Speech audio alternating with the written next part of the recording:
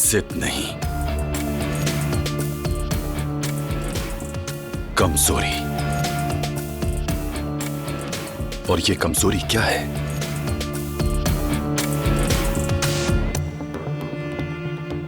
किस सोच में पड़ गए हो शाहिद? मोहब्बत यार, मोहब्बत। लेकिन अच्छा हुआ कि मैं जान गया।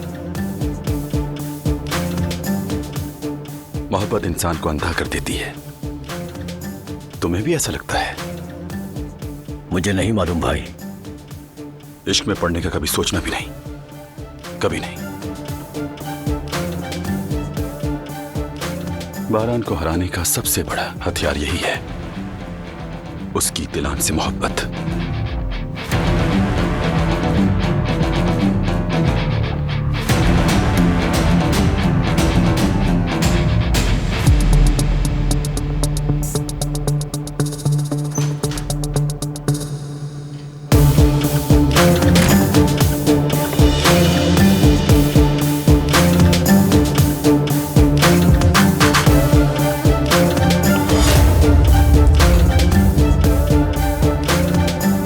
ढंग से काम किया करो। माफ कीजिएगा, गलती हो गई मुझसे। दफा हो जाओ। माफी नहीं है। तुम लोगों से एक कप कॉफी मांगी जाती है, वो भी ढंग से नहीं दी जाती। दफा हो जाओ, जाओ। साफ करो इसे।